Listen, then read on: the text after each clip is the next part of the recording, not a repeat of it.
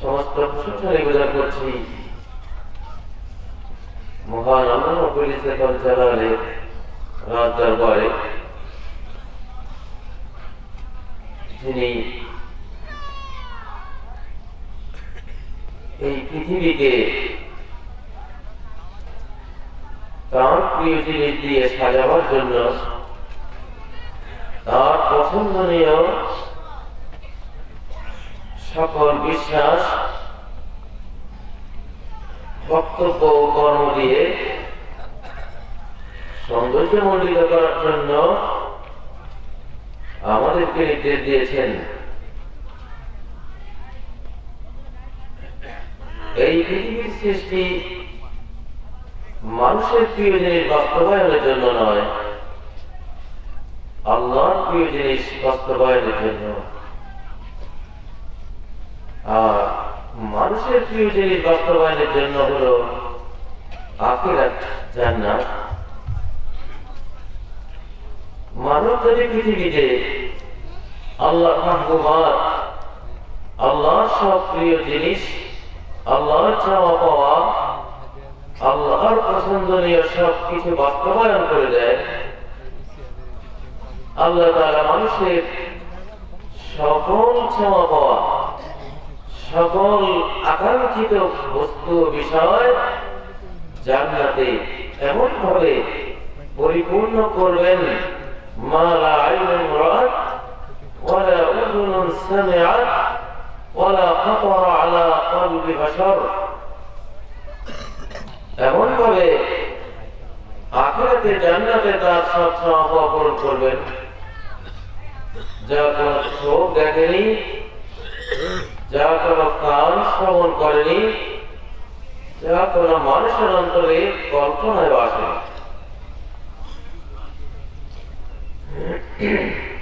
সম্মানিত ইসলামী জ্ঞানের অন্বেষক বৃন্দ, তালিবিন ইলম, আপনারা গত রাত এবং গত রাত শেষে আজকের পরে সম্মানিত শেখ মুজাফফর বিন মুহসিনের মুখ থেকে দারসুল কোরআন শুনেছেন। পৃথিবীর এই কাদামাটির কষ্টকর জেলখানার মধ্যে, পৃথিবীর এই ক্লান্তিকর এই জীবনের হাজারো দুঃখ বেদনার মাঝে পৃথিবীতে একটি জান্নাত আছে। সেই জান্নাতটি হলো এসব মজলিস। আল্লাহ বলেছেন, ওয়ালিমান খাফা মাকাম রাব্বিহি জান্নাতান। ওই ব্যক্তি যে তার রবের সম্মুখে দাঁড়ানোকে ভয় পায়, তার জন্য রয়েছে দুটো জান্নাত। দুটো জান্নাত, একটি জান্নাত আখিরাতে, আরেকটি জান্নাত দুনিয়াতে। দুনিয়াতে মুমিনের জন্য আল্লাহ তাআলা একটি জান্নাত রেখেছেন, আমরা সকলে জানি। সেটি হলো জান্নাতুল কুরব, আল্লাহর নৈকট্যের জান্নাত। জান্নাতুল যিকর, আল্লাহর জিকির এবং তার বিষয়ক জ্ঞান অর্জনের জান্নাত। ইযা মারারতুম বিরিয়াদিল জান্নাতি ফারতাউ। তোমরা যখন পৃথিবীতে জান্নাতের বাগানের পাড় দিয়ে রাস্তা অতিক্রম করবে, তখন কিছু ফল খেয়ে যেও। সাহাবায়ে কেরাম বুঝলেন না, প্রশ্ন করলেন, ওমা রিয়াদুল জান্নাহ, জান্নাতের বাগান পৃথিবীতে বলতে কি বুঝান? তিনি বললেন, হেলাকুল যিকর, জিকিরের হালকা। এটা একটা পরিভাষা। জিকির মানে তলব ইলম। কোরআন সুন্নাহ থেকে ইলম অর্জন করা হয় যে মজলিসে, আল্লাহকে নিয়ে আলোচনা করা হয় যে মজলিসে, এটাই রিয়াদুল জান্নাহ, জান্নাতের বাগান। পৃথিবীতে মুমিনের দেহ হাজার কষ্টে জর্জরিত থাকতে পারে, তার দেহ জেলখানায় পড়ে থাকতে পারে, তার দেহ আগুনে বিদগ্ধ হতে পারে, তার দেহ বিভিন্ন অস্ত্রের আঘাতে ক্ষত বিক্ষত হতে পারে, কিন্তু সেই মুহূর্তেও তার হৃদয় পানি আল্লাহর তাকাররুলের জান্নাতে থাকে, আল্লাহ পরিচয়ের জান্নাতে থাকে। প্রিয় ভাইরা, মানুষ সৃষ্টিকে দিয়ে তত আনন্দ কোনদিন পাবে না যত আনন্দ স্রষ্টাকে দিয়ে পাবে। এই পৃথিবীতে যেমনটি আল্লাহ বলেছেন সূরা আরাফ আয়াত নম্বর 88, আলা বিযিকরিল্লাহি তাতমাইন্নুল কুলুব, জেনে রাখো কেবলমাত্র একটি জিনিসই আছে পৃথিবীতে, যে জিনিস অন্তরের বিনোদন আনতে পারে, চিত্ত বিনোদন করে দিতে পারে, এন্টারটেইনমেন্ট আনতে পারে মানব হৃদয়ে, মানুষের হৃদয় থেকে দুঃখ, বেদনা, টেনশন, ডিপ্রেশন দূর করে দিতে পারে। সেই জিনিসটি হলো একটি জিনিস, দ্বিতীয় কোনো জিনিস পৃথিবীতে নেই। মানব মনকে সুখী করার জন্য, মানব মনকে টেনশন, ডিপ্রেশন মুক্ত করার জন্য দ্বিতীয় কোনো কিছুই নেই, কখনো নেই, কোন যুগেও সেটা কেউ আবিষ্কার করতে পারবে না। সে একমাত্র মানব মনের দুঃখের প্রতিষেধক, দুঃখের প্রতিকারক জিনিসটি হলো আলা বিযিকরিল্লাহি তাতমাইন্নুল কুলুব। জেনে রাখো কেবল আল্লাহর জিকির, আল্লাহ সংক্রান্ত আলোচনা, পর্যালোচনা, বিশ্বাস, চেতনা, কর্ম ইত্যাদির মাধ্যমেই অন্তরগুলো প্রশান্তি পেতে পারে, আর কোনো কিছু দিয়ে অন্তর প্রশান্তি পেতে পারে না। প্রিয় ভাইরা, এই প্রাথমিক ভূমিকার পরে আপনাদের দেওয়া বিষয় নিয়ে কিছু কথা আমি রাখার চেষ্টা করব। মুসলিম ইসলামী দল সমূহের ঐক্য বাস্তবায়নে আমাদের করণীয়। আসলে যারা মুসলিম তাদের দুটো একত্ববাদ খরচ। একটা হলো তাওহীদুল্লাহ আযজা ওয়া জাল্লা, এটা আফরাদুল ফুরুদ, সমস্ত ফরজের মধ্যে বড় ফরজ। আল্লাহ একত্ববাদ, তাওহীদুল্লাহ আযজা ওয়া জাল্লা بأسمائه الحسنى وبصفاته العليا وبأفعاله الحميدة الجميلة। তিনটি দিক থেকে তাওহীদকে, একত্ববাদকে নিজের অন্তরের গভীরে প্রতিষ্ঠিত যদি করা যায়, তাহলে মুসলিম ঐক্য সেকেন্ডের ব্যাপার মাত্র। তাওহীদ দিয়ে আগে মনটাকে বিশাল করে নিতে হবে। তাওহীদ যতক্ষণ মনে না আসবে, মনটা ছোট থাকবে, সংকীর্ণ থাকবে, জায়গা কম থাকবে। বিশ্বের সব মুসলিমকে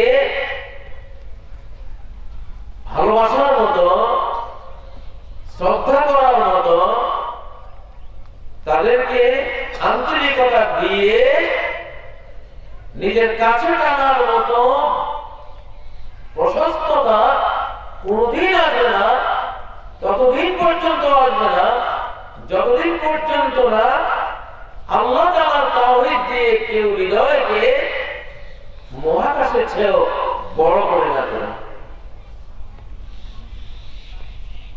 এই জন্যই আম্বিয়ায়ে কেরাম সমাজ বিনির্মাণের জন্য সকল আম্বিয়ায়ে কেরাম সমাজ তৈরি করার জন্য, একটি ঐক্যবদ্ধ মুসলিম কমিউনিটি তৈরি করার জন্য, একটি আল্লাহওয়ালা নবীওয়ালা নিঃস্বার্থ উম্মাহ, যাদের মধ্যে বর্ণ, ভাষা, গোত্র, দল ইত্যাদির কোন বৈষম্য থাকবে না, সীসাঢালা প্রাচীরের মতো একটি উম্মাহ তৈরি করার জন্য সকল নবী একটা গেট দিয়ে ঢুকেছেন, দ্বিতীয় কোন গেট ব্যবহার করেন। সেই গেটটা হলো আল্লাহ তাআলার তাওহীদের গেট, একত্ববাদের গেট। এই জন্য আমি আগে আল্লাহকে চাই কিনা, আমার জীবনের লক্ষ্য আল্লাহ তাআলা কিনা, আমার জীবনে যদি কেউ প্রশংসা করেন এই প্রশংসা আল্লাহ থেকে আসে। যদি দুর্নাম আমার হয়, ঘৃণা যদি মানুষ মনে আমার জন্য ছড়িয়ে পড়ে, সেটাও কেবল আল্লাহর পক্ষ থেকে আসে। প্রিয় ভাইরা, আল্লাহ তাআলার পরিচয় পাওয়ার পরে যথার্থভাবে একজন মুসলমানের অন্তরে যদি আল্লাহর পরিচয়ের আলো ছড়িয়ে পড়ে, যেমনটি আল্লাহ বলেছেন সূরা নূরের 35 নম্বর আয়াতে, আল্লাহু নূরুস সামাওয়াতি ওয়াল আরদ, আসমান জমিনের নূর আল্লাহ। আসমান জমিনকে গ্রহ নক্ষত্র চন্দ্র সূর্য দিয়ে তিনি আলোকিত করেছেন। আসমান জমিনের মুমিনদের বান্দাদের অন্তরগুলিকে কোরআন দিয়ে তিনি আলোকিত করেছেন। তিনি নিজে আলোর অন্তরালে আছেন, হিজাবুন নূর। লাউ কাশাফাহু লাআহরাকাত সুবহানাতু ওয়াজহিহি মান তাহা ইলাইহি বাসারুহু মিন খালকি। যদি তিনি তার চেহারার যদি সামনে যে নূরের পর্দা সেটা খুলে দেন, যতদূর তার দৃষ্টি যাবে, অবশ্যই কুল মাখলুকাত পর্যন্তই তার দৃষ্টি যাবে। চেহারার জ্যোতিতে সমগ্র সৃষ্টি জগৎ জ্বলে পড়ে ছাই হয়ে যাবে। আসমান জমিনের নূর তো আল্লাহ। মাসালু নূরিহি কামিশকাতিন, ঈমানের নূর কি রকম, কত বড়, কত বিশাল। আল্লাহ বলছেন কামিশকাতিন সদরুল ইনসান, প্রাচীরে একটা গর্ত, মানুষের সিনাকে প্রাচীরের দ্বীপাধারের সাথে তুলনা করছেন। প্রাচীরের মধ্যে দ্বীপ রাখার যে জায়গা, দ্বীপাধার, সেই দ্বীপাধার এটা হলো নূরের জায়গা। ফিহা মিসবাহ, এই সিনার মধ্যে, মুমিনের সিনার মধ্যে একটা প্রদীপ জ্বলে, মিসবাহ জ্বলে, বাতি জ্বলে। আল মিসবাহু ফি জুজাজা, এই যে প্রদীপ অর্থাৎ ঈমানের প্রদীপ, লা ইলাহা ইল্লাল্লাহ, এই যে বাতি আলোর পত্রিকা, এটা অবস্থান করছে বিজুজাজা, একটা কাছের কাঠামোর ভিতরে। এই কাজটা হলো কলব, অন্তর। বিজুজাজা আজ-জুজাজাতু কাআন্নাহা কাওকাবুন দুররি, এই কাছের পাত্রটা যেন একটা উজ্জ্বল তারকা। ইউকাদু মিন শাজারাতিন মুবারাকাতিন যাইতুনা লা শারকিয়্যাতিন ওয়ালা গারবিয়্যা, এই প্রদীপটা যে তেল দিয়ে জ্বালানো হয়, সেই তেলটা এক বরকতময় বৃক্ষ থেকে আসে। মুফাসসিরিনে কেরাম এখানে বলেছেন বরকতময় বৃক্ষ হলো ওয়াহি। কোরআন সুন্নাহ সহিহ সুন্নাহ ওয়াহী। কেউ বলেছেন মুহাম্মদুর রাসূলুল্লাহ সাল্লাল্লাহু আলাইহি ওয়াসাল্লাম, তিনি প্র্যাকটিক্যাল কোরআন, চলমান সুন্নাহ, তার নিয়ে আসা ওহী থেকে ঈমানের প্রদীপ জ্বলে। প্রত্যেকটা ঈমানদারের অন্তরে ঈমানের প্রদীপটা যদি কোরআন সুন্নাহ দিয়ে জ্বলে, তাহলে এক মুমিনে আরেক মুমিনে কখনো বিবাদ আসবে না, কখনো বিবাদ আসবে না। প্রিয় ভাইরা, মুমিনের অন্তরের এই নূর এত বিশাল, মহাকাশের বিশাল বিশাল সূর্য তারকার নূরের চেয়েও এর বিস্তৃতি বেশি, অনেক বড়। এই নূর যখন অন্তরে ঢোকে এটা বিশাল হয়ে যায়। আলাম নাশরাহ লাকা সাদরাক, আমি কি তোমার সিনাকে বিশাল করে দেইনি, খুলে দেইনি, উন্মুক্ত করে দেইনি, প্রশস্ত করে দেইনি? আমি দেখেছি আমাদের সহিহ সুন্নাহর বাইরে সহিহ আকীদা সহিহ সুন্নাহ যারা গ্রহণ করে না, যে কোনো সুন্নতি আমল তাদেরকে বললে তারা সংকোচ বোধ করে, নিতে চায় না, নিতে পারে না। সুন্নাত ঢুকে না ওদের অন্তরে। ঢুকবে কি করে? এই সুন্নাহগুলি অন্তরে ঢোকাবার জন্য আগে তো অন্তরটাকে বিশাল প্রশস্ত করে নিতে হবে তাওহীদের জ্ঞান দিয়ে। যতক্ষণ আল্লাহ তাওহীদ বুঝবে না ততক্ষণ রফিয়া দাইনে বুঝবে না। রফিয়াদের জন্য টাকা হবে না, ততক্ষণ আমিনটা কেমনে বলতে হবে। ভিতরে যদি তাওহীদের কারণে বিশাল তৈরি হয়, যদি 1200 বছর থেকে আমি এটা আসতে বলি আর আজকে সহিহ হাদিস পেলাম যে এটাই সহিহ, এটা জোরে বলা সহিহ, তাহলে সাথে সাথে জায়গা নেবে, জায়গা নেবে। যে খাল দিয়ে, যে নদী বা যে সাগর দিয়ে 6 লক্ষ টন বহনকারী মাদার ট্যাঙ্ক চলতে পারে, সেটা দিয়ে ডিঙ্গি নৌকা চলতে কোনো কষ্ট হওয়ার কথা না, ঠিক নয় কি? লা ইলাহা ইল্লাল্লাহুর মাদার ট্যাঙ্ক 6 লক্ষ বা আরো যত লক্ষ মনে চায় তত লক্ষ যুক্ত করুন, এত বড় মাদার ট্যাঙ্ক হলো লা ইলাহা ইল্লাল্লাহ। যে হৃদয় সাগর দিয়ে এই মাদার ট্যাঙ্ক একবার চলে যাবে, এখানে ছোটখাটো শিক্ষার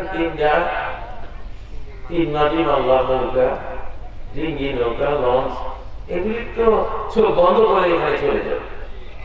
লা ইলাহা ইল্লাল্লাহ দিতে জায়গা দিতে পারবে, মুহাম্মদুর রাসূলুল্লাহ শাহাদাকে যথার্থভাবে বুঝিয়ে জায়গা দিতে পারবে।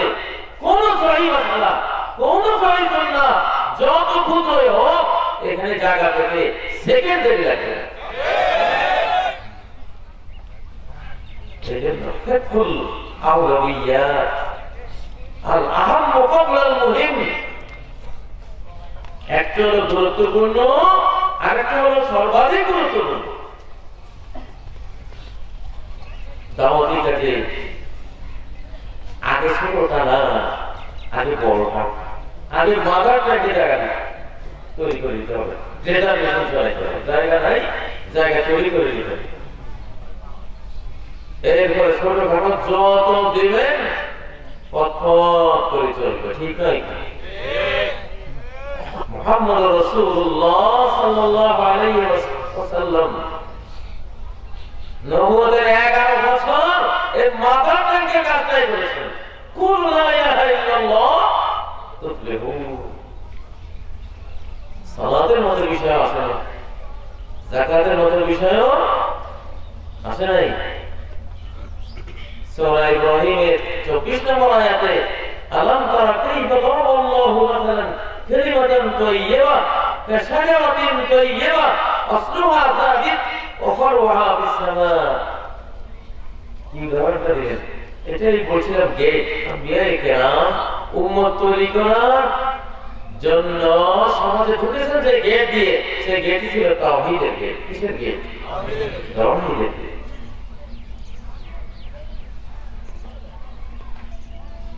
হ্যাঁ, পারিবারিক জীবনে যখন একজনকে কেউ স্বামী হিসেবে বরণ করে, স্বামী স্ত্রী হিসেবে বরণ করে, এই বড় কাজটা যখন করে, কবুলের এই বিশাল কাজটা যখন সম্পন্ন হয়, তখন স্ত্রী পাউডার আলতানোর জন্য কিছু বাধা পড়ে না। সময় লাগে ব্যাগ পাইতে হয়, ৫-১০ লক্ষ টাকা মোহনা যেখানে দিতে পেরেছে, সেখানে ৫০ টাকা ১০০ টাকা স্নেহ পাউডার আনতে কি করে ব্যাগ পেতে হবে? লা ইলাহা ইল্লাল্লাহ মত বিশাল বিষয় যে জীবনে আমার চাওয়া বলতে কিছুই নেই।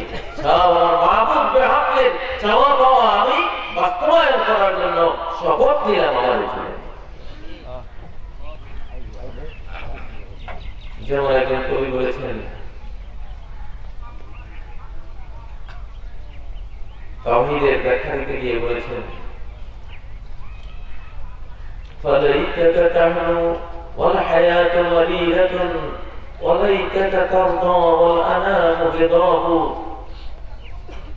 তুমি যদি আমার জন্য মিষ্টি হতে, তুমি যদি আমার উপর খুশি হতে, আর আমার জীবনটা যদি করুণা নিম পাতার মতো তিক্ততায় ভরপুর হতো,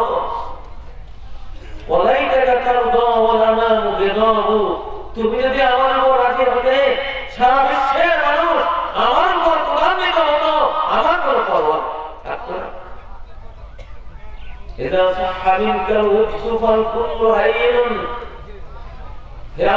তোমার ভালোবাসা যদি বিশুদ্ধভাবে আমার হৃদয়ে আসে, তোমাকে গ্রহণ করার পরে, তোমার একত্ববাদ বরণ করার পরে সমস্ত কিছুই বরণ করা আমার জন্য সহজ।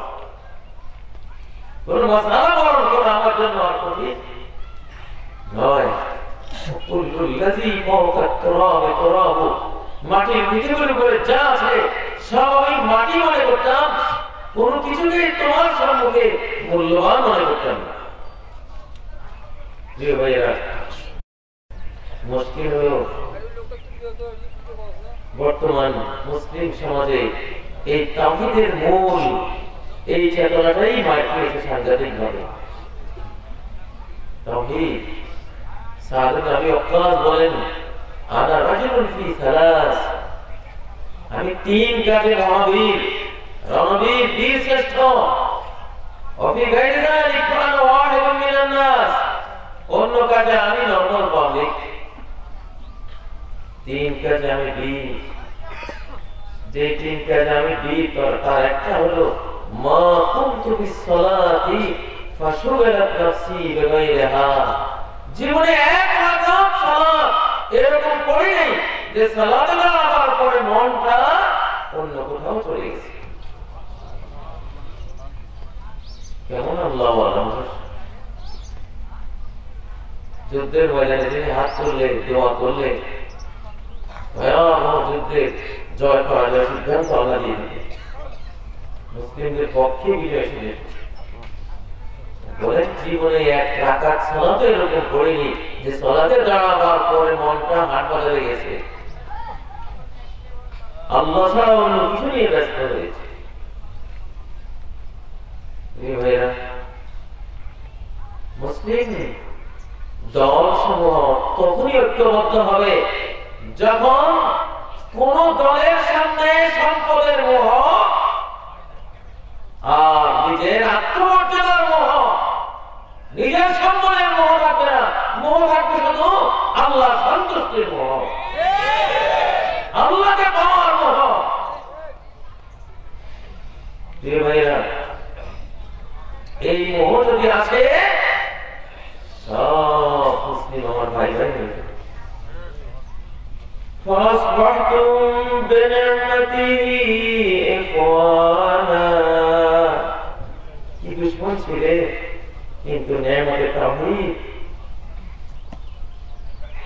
যখনই সম্পদের অভিমুখী থাকো, তোমার সম্পদে যদি কাজী ইব্রাহিমের সম্পদে যদি মুজাফফর বিন মহসিন ভাগ বসায়, কাজী ইব্রাহিম কিছু মনে করি যে উনি না থাকলে আমার সম্পদটা বেশি হতো। কাজী মনে যদি সম্পদের মোহ থাকে, আরেক শেখ আসলে সম্পদ একটু উনি নিয়ে যাবে, কাজী মনে খারাপ রাখবে। কাজী মনে যদি ইজ্জতের মোহ থাকে, আরেকজন পাশে বসলে তাকেও যদি জনগণ ইজ্জত করে, কাজীর হিংসা আসবে। আর কাজী মনে যদি এটা থাকে যে আমি এখানে এসে শুধু এক আল্লাহকে সন্তুষ্ট করার জন্য, আর আল্লাহ কোন জিনিস মাখলুকের জন্য একক ভাবে করবে, এটা কারো জন্য তিনি বরদাস্ত করেননি। মাখলুক যৌথভাবে করবে, এককত্ব তার। কুল হুয়াল্লাহু আহাদ, আহাদ শুধু তিনি, এক অদ্বিতীয় হবেন তিনি। তুমি অদ্বিতীয় হওয়ার চেষ্টা করো না, তুমি জামাতবদ্ধভাবে সকলের সাথে মিশে তুমি কাজ করো। তুমি জোর হবে, বেজোর হবো আমি। প্রিয় ভাইরা, আসলে আল্লাহর সন্তুষ্টি কামনা যদি সব দলের উদ্দেশ্য হয়, তখন এক দল আরেক দলকে নিজের জন্য রহমত মনে করবে, আল্লাহর উপহার মনে করবে, গিফট মনে করবে। মায়ের শিশু উঠোনে মলমূত্র ত্যাগ করেছে, মা ফাসন এনে লোহার যন্ত্র এনে সাফ করার জন্য ঘরে ঢুকেছে, যন্ত্র আনবে। এ সময় মা এসে দেখলেন কুকুর এসে ওই আবর্জনা খেয়ে পরিষ্কার করে দিয়ে চলে গেল। মা কি এই কুকুরের বিরুদ্ধে আন্দোলন করবে যে তুই কেন আমার শিশুর এই জিনিসগুলি খেয়ে ফেললে, নাকি মা খুশি হয়ে কুকুরটাকে দুমুঠো ভাত এনে দেবে যে তুই আমার কাজটা করবি? ঠিক নয় কি? হ্যাঁ, আমরা যেমন মা বলা কুত্তাকে দৌড়াই, তুই খালি কেন? যদি মা হতাম আসলে, তাহলে যে আমার শিশুর আবর্জনা সাফ করে দিল, সে কুকুর হলেও তাকে আমি খুঁজতে হতাম। ও ভাইরা, আমার ভাই মুজাফফর বিন মহসিন কোথাও মাহফিল করলে আমি খুশি হই যে ওখানে তো আমি যাওয়া লাগতো, কিন্তু আমার তো এত তৌফিক নেই, এত সামর্থ্য নাই। ওই ভাইটা যদি ওই অঞ্চলটা আগে না ধরতো, তাহলে হয়তো কোনো বেদাত, কোন শিরিক পন্থী এসে ওটা দখল করতো। উনি তো আমার কাজটা করেছেন। আজকে এই মাহফিলটা শেখ মুজাফফর না থাকলে কে করতো? কাজী ইব্রাহিমকে কে দাওয়াত দিত? ফলে শেখ মুজাফফর, সে তো আমি যেটা চাই, যদি আমি আল্লাহকে চাই, আল্লাহ সন্তুষ্টি চাই, উনি তো সে কাজটাই করে দিলেন। তাহলে তো আমি ওনাকে গর্বর্ধন করে বুকে জড়িয়ে দেবো যে ভাই তুমি থাকাতে আমি কত উপকৃত হলাম। তুমি আমার, আমি যে গাছের ডাল, তুমি সেই গাছের আরেকটা ডাল, ডালগুলো ভেঙে গেলে গাছটা মরে যায়। ভাইরা, আসলে মাঝ ইবানে জায়আন উরসিলা ফি সারিবাতি গনামিন বিআফসাদ লাহা মিন হিরসিল মার'i আলাল মাল ওয়া শারাফি লিদীনি। দুইটা ক্ষুধার্ত একটা বাঘ যদি ছাগলের পালে ছেড়ে দেওয়া হয়, এই দুইটা যেরকম খাবে ছাগলগুলোকে, মানুষের অন্তরে দুইটা নেকড়ে বাঘ থাকে, সেই দুই নেকড়ে বাঘ ওই নেকড়ে বাঘগুলো ছেও মারাত্মক ভাবে মানুষের দিনকে খেয়ে ফেলবে। সেই দুই নেকড়ে বাঘ হলো মালের সম্পদের মোহ আর মর্যাদার মোহ। কেন ইসলামী দলগুলোতে ঐক্য হয় না? এই কারণে হয় না, এই কারণে হয় না। মুসলিম ভাইরা, আল্লাহকে জানুন। আল্লাহ ইন্নামাল আমালু বিন্নিয়াত, ইন্নামাল আমালু বিল ইখলাস। নিয়ত মানে ইখলাস, নিয়ত মানে তাওহীদ, নিয়ত মানে আল্লাহকে জেনে বুঝে জীবনের সমস্ত উদ্দেশ্য কারণ আল্লাহ আহাদ, তাকে উদ্দেশ্য বানাবেন, সাথে আরেকজনকে বানাবেন, তাহলে তো আহাদ থাকলো না, অদ্বিতীয় হলো না। আপনার জীবনের প্রতিটি কর্মে আল্লাহ দ্বিতীয়, তিনি একমাত্র উদ্দেশ্য, এখানে কারো ভাবে তালিকা নাই। এই বক্তৃতাতে করছি শুধু আল্লাহর জন্য করতে হবে, এখানে অন্য কোনো কিছু ঢোকালে শিরক হয়ে গেল। ও ভাইরা, আল্লাহর মুখলিস বান্দা, মুওয়াহিদ বান্দা যদি আমরা হতে পারি, তখন আমলগুলো সেই তাওহীদের আলোয় উজ্জ্বল হয়ে নূরে নূরানি হয়ে আপনার অন্তরকে, সমাজকে, গোটা বিশ্বকে আলোকিত করে ছাড়বে। আপনার থেকে কোনো অন্ধকার ছড়াবে। কিন্তু দুর্ভাগ্য, ইসলামে যে দুটো ইলম আছে, আল ইলম ইলমান, ইলমুন বিল্লাহ ওয়া ইলমুন বিশারঈল্লাহ।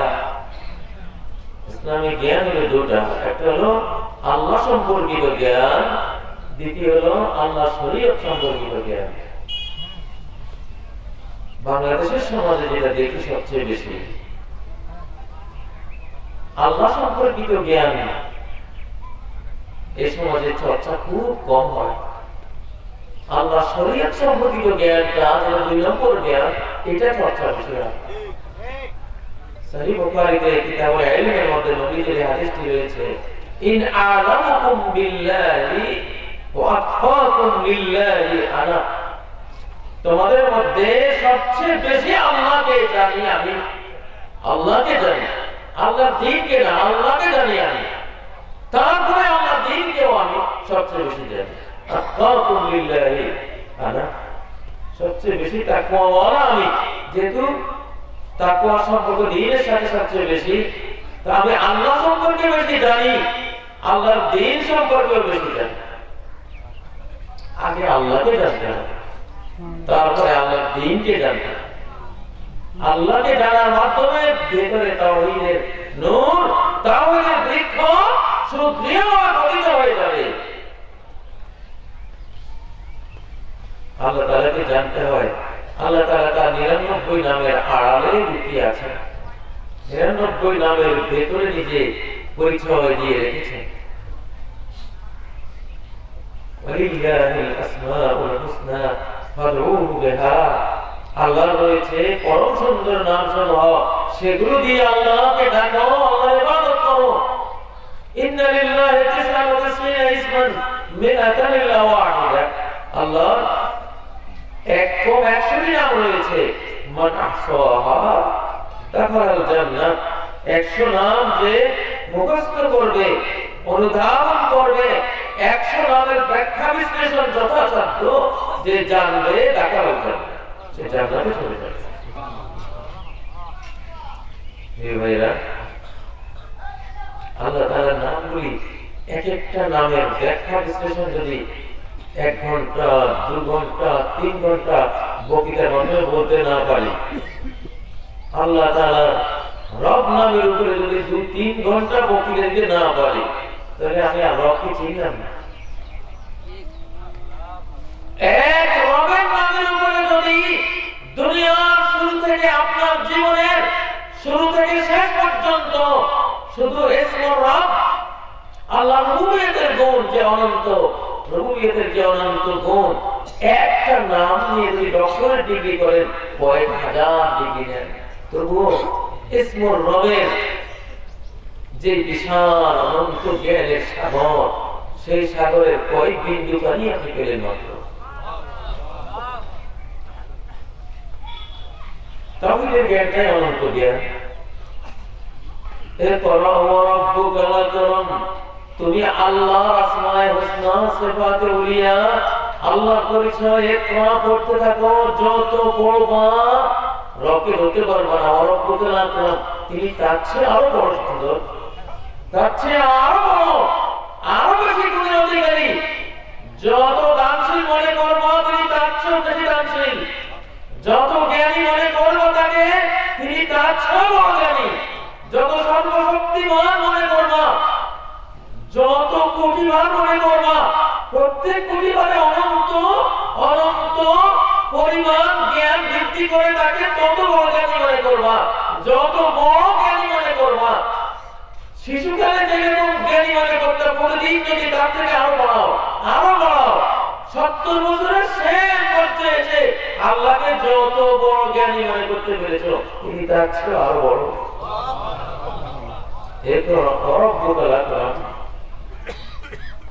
তিনি সর্বদাই আকরাম থাকবেন, আকবর থাকবেন, তুমি তাকে ধরতে পারবে না।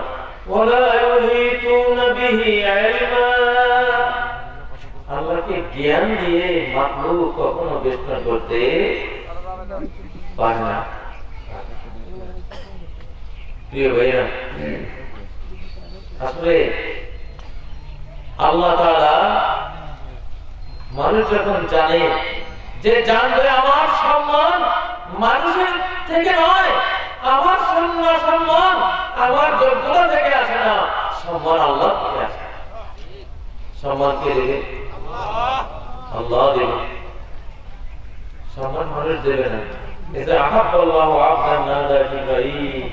আল্লাহ কোন বান্দাকে মহব্বত করলে জিবরাইল কি আওয়াজ দেন, জিবরাইল আমি তো তাকে ভালোবাসি, ঠিক নয় কি? হ্যাঁ, আহেব্বা জিবরাইল, তুমি তাকে ভালোবাসো, জিবরাইল, তখন জিবরাইল তাকে ভালোবাসে। তারপর জিবরাইল আকাশে ঘোষণা করে দেয়, অমুক ব্যক্তিকে আল্লাহ ভালোবাসেন, তোমরা সকলেই তাকে ভালোবাসো। তখন আকাশের সকলেই সেই বান্দাকে ভালোবাসে। তারপর পৃথিবীতে তার গ্রহণযোগ্যতা নেমে আসে, আকাশ